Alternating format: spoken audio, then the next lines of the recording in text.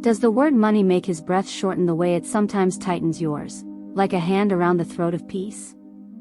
Does he fear that wanting it is a betrayal of spirit, yet fearing it leaves him trapped in small, anxious circles? Has he learned to smile while secretly counting costs, to call scarcity humility, even when it tastes like shame? Perhaps he wonders why giving seems holy but receiving feels dangerous, why every bill wakes the old story, people like me don't become abundant. If this ache is familiar, let it be known, pain is a lantern, not a prison, it's pointing somewhere worth going. There is a way through that does not harden the heart but opens it. His name was Daniel, a carpenter whose hands could square a doorframe to the width of a whisper, yet whose soul lived slightly ajar. He carried a belief inherited like a family tool, well used, well loved, and quietly wounding: money corrupts. Better to stay small than risk becoming hollow. Because of it, he underpriced his craft, declined a partnership he'd long prayed for, and watched a dream workshop remain only a sketch in pencil dust. In the corner of that modest shop hung a small brass bell that almost never rang, a silent witness to jobs refused and courage postponed. Today, his story begins. He will not learn to chase harder, he will learn to stop gripping.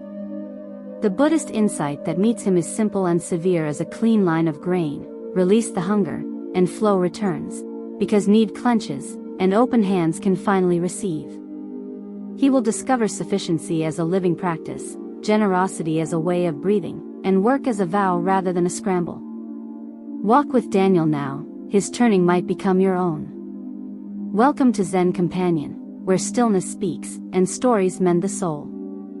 If this path stirs something quiet but sure within you, subscribe and keep the lantern lit so we can follow it together. The call to change rarely arrives as thunder. For Daniel, it came in the hush of evening, when the bell in his workshop rang without touch. Startled, he set down his chisel. The sound was not loud, but it carried a strange clarity, as though silence itself had chosen to speak. He searched the rafters for wind, the open door for draft, nothing. Only that single note dissolving into stillness, echoing longer than metal should allow. He felt a shiver, not of fear, but of recognition. Something within him stirred, whispering that the life he'd been clinging to was smaller than the one waiting. That night he lay awake, replaying the sound. He thought of every commission he had declined, every time he had underpriced his labor, every excuse dressed as modesty. The bell had not tolled for failure, but for possibility. It was as though the world had grown tired of his scarcity and sent a reminder: abundance is not a sin. Yet the thought unsettled him. Could he truly let go of the belief that had shaped his choices, his pride, his very identity? If money was not corruption, then who was he, this man who had lived so long fearing its weight? Days later, while repairing a chair for an elderly neighbor who insisted on paying him more than he asked, the echo of the bell returned inside him. He held the extra bills in his hand, torn between guilt and gratitude. The choice before him was not about wood or wages, it was about whether he would accept life's offer to expand. A carpenter skilled at crafting thresholds now stood at one himself. The door was opening, not with force, but with invitation. Daniel knew he could step through, or retreat into the familiar ache of lack. The world, silent yet insistent, was asking him to decide. Daniel did not step through immediately. Instead, he tightened his grip on the old belief, as if loosening it too quickly might unmake him. Each morning, he entered his workshop and whispered to himself, "Better simple than greedy. Better small than corrupted." The words had once felt like protection, but now they pressed on his chest like too tight armor. He resisted the pull of change by clinging to the ritual of scarcity, charging less than he knew his work was worth, turning away jobs that asked too much of his time or spirit. Safety still wore the mask of virtue. Yet beneath the resistance, something softer began to move. He noticed how the bell, untouched since that strange night, seemed to gleam brighter in the light. He caught himself pausing before it, hands brushing its surface without ringing it. In these small moments of hesitation, he began a micro-practice, tiny, almost secret gestures of questioning. When he set a price for his work, he would breathe once, slowly, and ask silently, "Is this humility, or fear?" Sometimes the answer stung. Sometimes it freed him, even if just for a second. But it was practice, not perfection, that mattered. One evening, while planing the edge of a cedar board, Daniel allowed himself an experiment. He whispered gratitude, not for the wood, not for the craft, but for the coins he had earned that day. The words felt foreign, like trying on a coat stitched for someone else. And yet, in that fragile moment, he realized he had never once thanked the flow of money itself, only cursed it for what he feared it might do. This shift was not a triumph, but a tremor, a first crack in the wall. Resistance had not vanished, but it had been named. And once named, it could no longer rule in silence.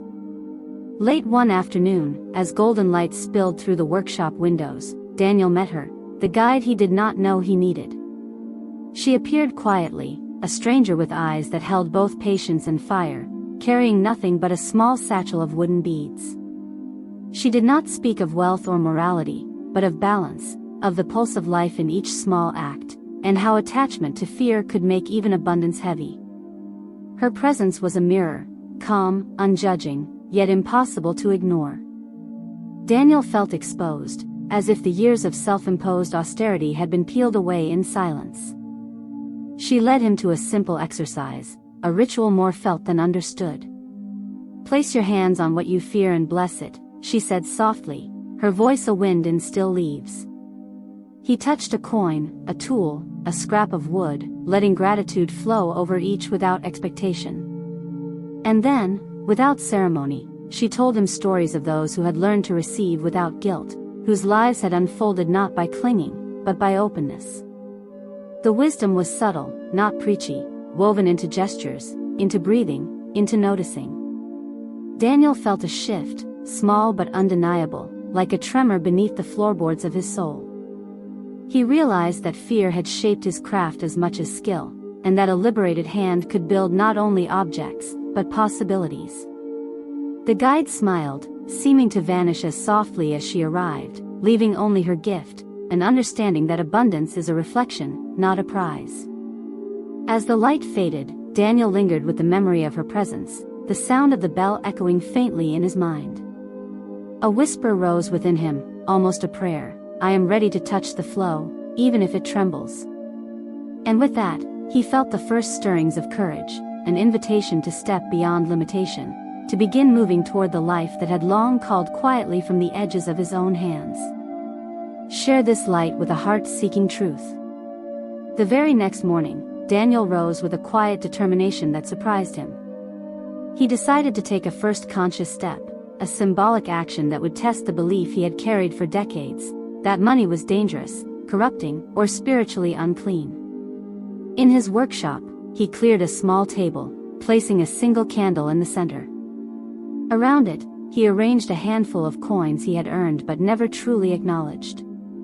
Sitting cross-legged on the floor, he closed his eyes and allowed the candlelight to illuminate not just the room, but the weight of his fear. With each exhale, he imagined releasing the old story, letting it drift like smoke curling toward the ceiling. Then, he performed a gesture he had once thought frivolous. He placed each coin gently into a small wooden bowl, whispering a simple mantra of acceptance and gratitude. May this flow honor the work, the hands, the heart that earned it. It felt strange, almost rebellious, but also honest. In that moment, he was not chasing wealth nor denying it. He was acknowledging its place in his life, reclaiming it from shame and fear. After the ritual, Daniel called a neighbor he had long avoided billing correctly, a simple conversation that he had postponed out of a sense of unworthiness. He stated his price confidently, refusing the old impulse to undercut himself. It was step one of a larger unfolding, yet it carried the weight of courage, small, practical, real. Even as he felt hesitation twinge at the edges, he persisted, carving this first conscious shift into his daily rhythm. Later, he journaled by candlelight, reflecting on the ritual, the mantras, and the trembling acceptance that change demands. This act of mindful acknowledgement, handling money with reverence rather than fear, was both spiritual practice and practical alignment. It was the beginning of a new relationship with abundance, a tangible first step toward the insights that had whispered in the bell's sound days earlier. He realized, transformation begins in the hands, not just the mind. By honoring the flow, even in this small, deliberate way, Daniel was opening himself to a life where money was no longer a chain, but a current to navigate with clarity and intention. As the days passed, Daniel's first step began to ripple through his life, though not without friction. Old habits clung like shadows, subtle yet persistent. He noticed the familiar tightening in his chest whenever a client offered more than he expected, the urge to retreat into undercharging, to justify scarcity as virtue. Even his hands, so skilled at shaping wood, hesitated over the simplest cuts, as if the belief that money was corrupting had embedded itself into muscle memory. Every echo of the bell reminded him that change demanded more than intention, it required endurance. Allies appeared in unexpected forms. A fellow carpenter, long retired but still weaving wisdom into casual advice, offered encouragement without judgment, simply noting, the measure of your work is not only the wood you shape, but the space you allow for it to breathe. Daniel began to see that support could be gentle and non-intrusive, yet powerful in shifting perspective. Even a young apprentice, eager to learn and full of curiosity, reminded him that openness could be contagious, that generosity did not diminish oneself, it multiplied it. External obstacles also surfaced. A major client questioned his pricing, hinting at his unusual approach. Temptations arose to revert to old underpricing to avoid confrontation, to slip back into the familiar comfort of self-limitation. But Daniel caught himself mid-motion, recalling the rituals by candlelight, the whispered mantra, the first conscious step of honoring flow without guilt. The tension between fear and courage became tangible, a pressure testing not just skill, but his emotional alignment. He began cataloging these trials in a small notebook, noting both failures and small victories.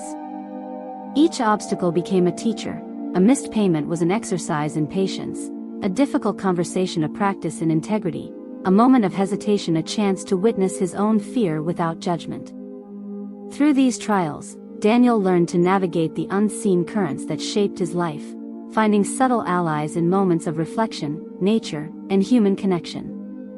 The workbench became both a stage and a sanctuary, a space where skill, courage, and inner growth intertwined, preparing him for the next phase of his unfolding journey. One morning, as Daniel prepared a large custom cabinet for a long-standing client, a deeper challenge arose. The client hesitated, questioning not just the price but the value of his work, implying subtly that his craftsmanship might not deserve the compensation he requested. Old fears surged, scarcity, inadequacy, the whispering belief that accepting more would somehow make him greedy or spiritually flawed. He felt the familiar weight settle in his chest, the pull toward underpricing, toward retreat. Yet this was the moment he had been moving toward.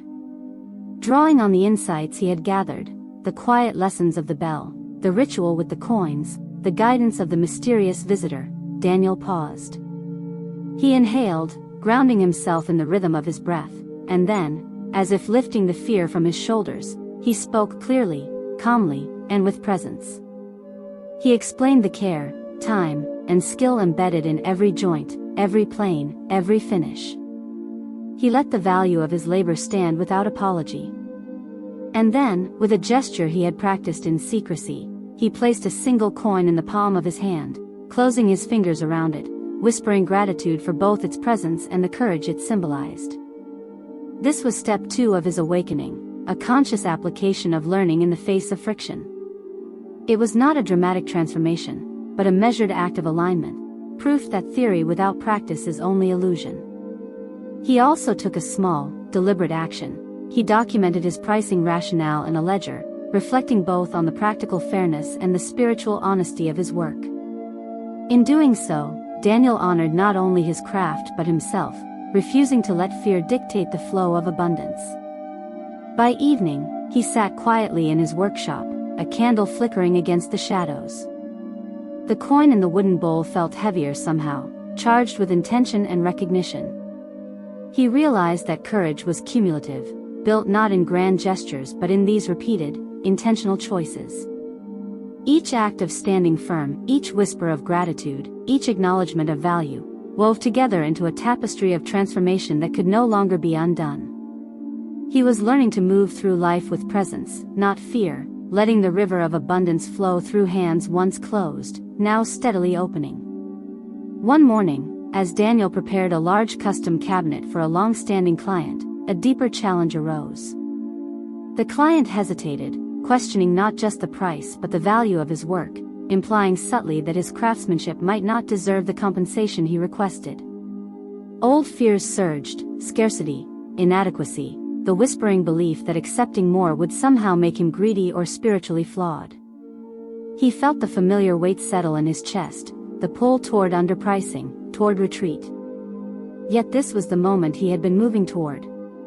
Drawing on the insights he had gathered, the quiet lessons of the bell, the ritual with the coins, the guidance of the mysterious visitor, Daniel paused. He inhaled, grounding himself in the rhythm of his breath, and then, as if lifting the fear from his shoulders, he spoke clearly, calmly, and with presence. He explained the care, time, and skill embedded in every joint, every plane, every finish. He let the value of his labor stand without apology.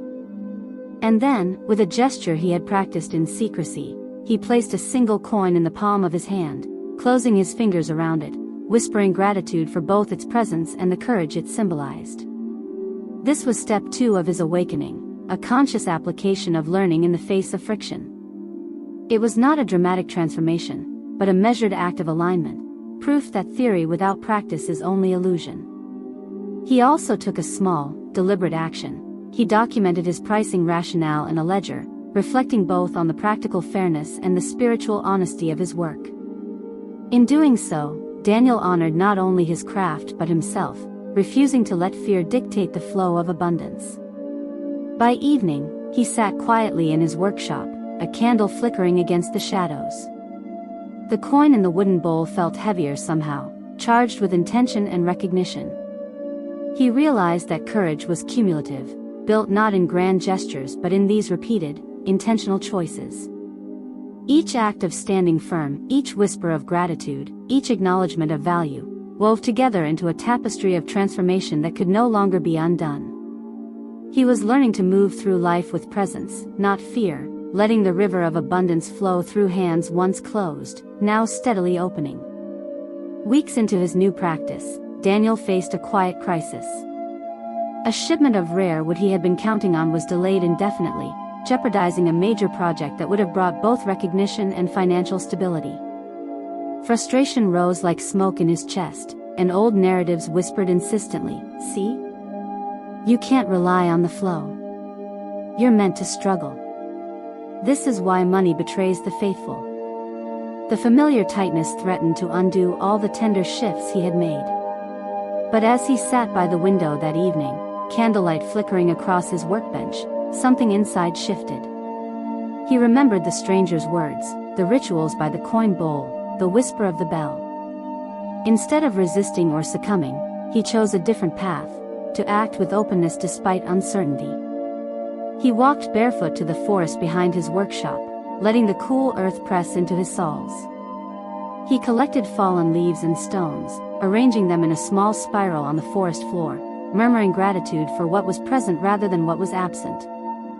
This act of acceptance, combined with mindful acknowledgement of both fear and hope, became a turning point, a breakthrough not in circumstance, but in perception. Daniel returned home feeling a subtle yet profound clarity. He realized that abundance was not a guarantee of outcomes, but a commitment to presence, integrity, and alignment with the flow of life. The blockage outside had revealed a freedom within, a freedom to engage without clinging, to give and receive without judgment, to honor value without guilt. And as the candle burned low that night, he whispered to himself a small, tender invitation: "I will meet the flow with open hands, and trust it will meet me where I stand." With the breakthrough still resonating, Daniel began weaving his insights into daily life. He realized that the lessons were not meant to remain abstract, they needed embodiment. Step 3 of his unfolding journey took shape in practical, grounded acts. Each morning, before picking up his tools, he lit a candle and placed coins beside it, whispering gratitude for both the labor and the reward. This simple ritual reminded him that money was not a curse, but a reflection of effort and alignment. It became a touchstone, a bridge between intention and action. He also revisited projects he had abandoned for fear of overreaching or failing. A chair left unfinished in a corner of his workshop became a symbol of reconciliation with both his past hesitation and future potential. Daniel approached it slowly, applying careful attention, letting each plane and joint embody both craftsmanship and conscious presence. He journaled afterward, noting not only the technical progress, but the emotional release of moving beyond old narratives.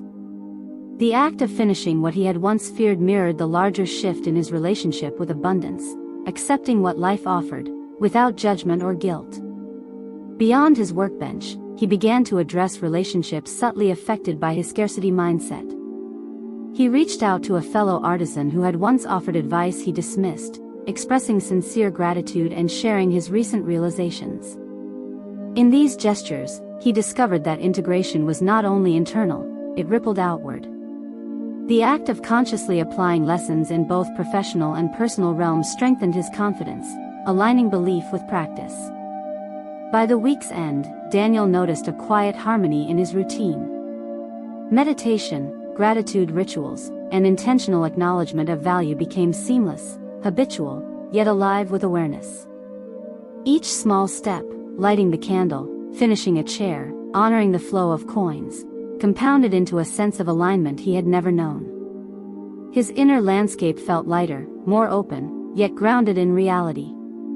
The workbench, once a site of skill alone, now held the rhythm of transformation. Daniel understood that integration meant living the lessons in tangible, daily ways, creating a life in which abundance, effort, and spiritual presence could coexist, not as abstract ideals, but as visible, embodied truth.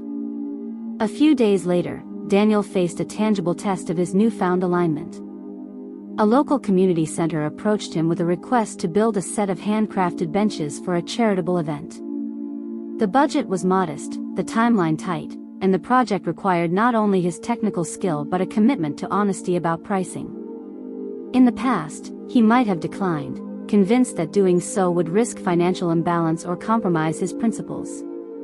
Yet now, he recognized this as step 4, a real-world challenge to embody the lessons he had gathered. He accepted the project, setting a fair price that reflected both the labor and the value he offered. Before beginning, he performed a small, sacred gesture. Kneeling by a riverbank near his workshop, he whispered wishes for the work to serve both the community and his own path, allowing gratitude and intention to infuse each movement. As he carved, sanded, and assembled, he noticed how presence transformed even the simplest actions. The flow of tools in his hands mirrored the flow of abundance he had long feared to touch. Challenges arose. The wood warped unexpectedly, measurements needed constant adjustment. But Daniel no longer approached these setbacks with fear.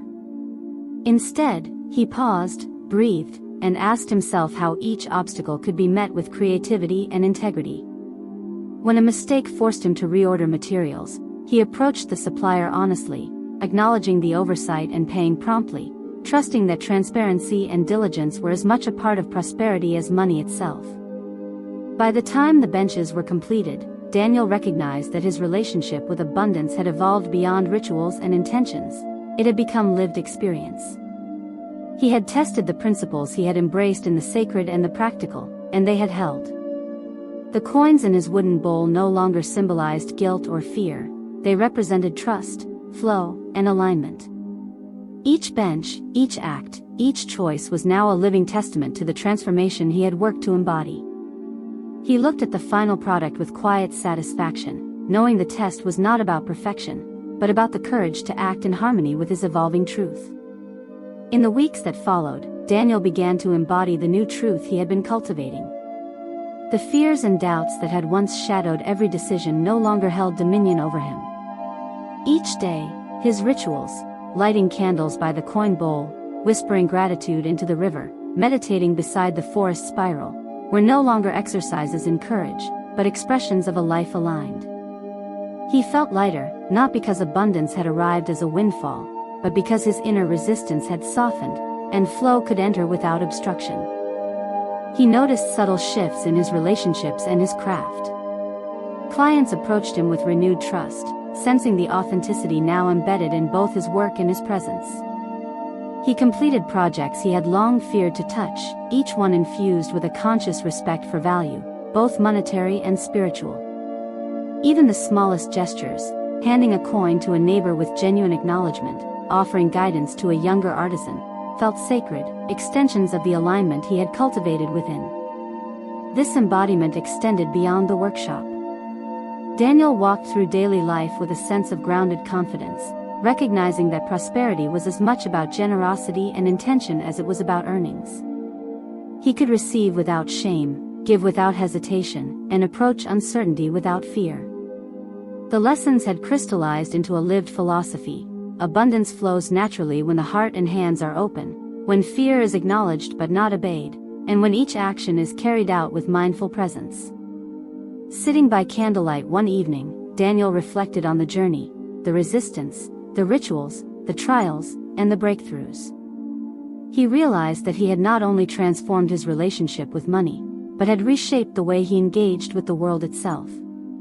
His actions now mirrored his inner state, calm, intentional, receptive, and fully alive. The man who once equated wealth with corruption had become a vessel through which prosperity could flow freely, gently, and without judgment, a living example of the insight that had guided him. Daniel's transformation did not go unnoticed. Neighbors, clients, and even casual visitors began to sense a new energy around him, a calm, confident alignment that seemed to radiate from his very presence. Inspired by his journey, he invited a small group of local artisans to his workshop, sharing not only techniques but also the insights he had gathered along the path, the rituals of gratitude, the mindful handling of resources, and the courage to honor value without guilt. He completed long-delayed projects with ease, each one a tangible reflection of his inner clarity. A chair he had abandoned months ago now stood polished and complete, its smooth lines and sturdy form symbolizing both diligence and surrender.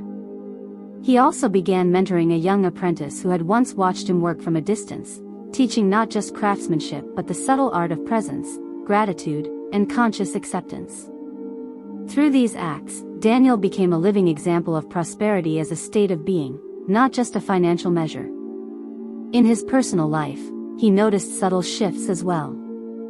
Conversations about money no longer carried tension or fear, they were grounded, honest, and infused with mutual respect. Opportunities that once seemed fraught or unattainable flowed naturally toward him, not through force, but through alignment with the principles he had embodied. Even small gestures, placing coins beneath the candle before meditation, whispering gratitude into the river, or offering a thoughtful gift without expectation, took on a sacred significance, reinforcing the harmony he had cultivated.